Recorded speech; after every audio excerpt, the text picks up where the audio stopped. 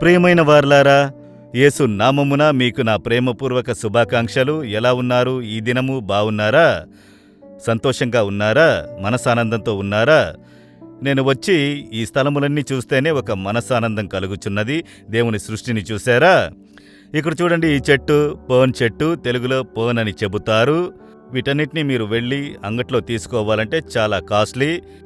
ఇక్కడ చాలా ఎక్కువగా దేవుడు ఉంచాడు చూడండి, కంటికి కనిపించే దూరం వరకు. చాలా వ్యత్యాసముగా ఈ స్థలము ఉన్నది. ఎత్తైన వృక్షాలు, దేవుని సృష్టి ఎంతో సౌందర్యము. కనుక వీటిని చూచుటకు ఎంతోమంది ప్రజలు వచ్చిచూ వెళుచున్నారు, ఫ్యామిలీగా వచ్చుచున్నారు. కనుక దేవుని సృష్టిని చూసి ఆనందించడము ఒక గొప్ప సంతోషము.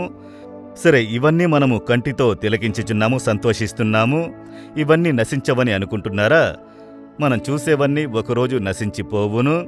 వేదవాక్యంలో చెప్పబడి ఉన్నది 2 కొరింథీయులకు 4వ అధ్యాయం 18వ వచనము. ఏలయనగా దృశ్యమైనవి అనిత్యములు, అదృశ్యమైనవి నిత్యములు. అదేమనగా అనిత్యములు అంటే స్థిరము లేనివి, నశించిపోవునవి. నిత్యమైనవి అంటే నశించిపోకుండా ఎప్పుడు ఉండునవి. మనం ఈ లోకములో చూచుచున్నాం కదా, అన్నియూ అనిత్యమైనవి. అవన్నీ ఒకరోజు నశించును. దేవుని రాకడలో చాలా నాశనములు చూడబోతున్నాము. ఇప్పుడే ఒక భూకంపం వస్తే అనేక వినాశనములు కలుగుచున్నవి కదా. యుద్ధం జరిగే స్థలంలో చూడండి, మనుషులు కట్టిన కట్టడములన్నీ నాశనమై మట్టి దిబ్బలుగా కనబడుచున్నవి. కనుక కనబడునవి అన్నీయూ నశించున్నవి. కనుక చూసే ఈ లోకంలో కనబడే కార్యములన్నీ స్థిరమైనవి కావు. కనుక మనం అధికంగా వాటి కొరకు ప్రయాసపడుచున్నాం. ఇల్లు కట్టాలి, కారు తీసుకోవాలి, బైకు తీసుకోవాలి. అన్నీ ఒక దినము నశించును. ఒక ప్రవాహం వస్తే ఇల్లు మునిగిపోతుంది, కారు తేలిపోతుంది, బైక్ పోతుంది, అన్నీ నాశనమవుతాయి. కనుక అవి నిత్యమైనవి కావు, అనిత్యమైనవి, టెంపరవరీ అంతే. కనుక మన హృదయము దేని మీద దృష్టి కలిగి ఉండాలట? నిత్యమైన వాటి మీద. అవి ఏమంటే కనబడనివి. కనబడనివా? అవి ఏవి అంటే పరలోకము. చూడగలమా? దాన్ని చూడలేము.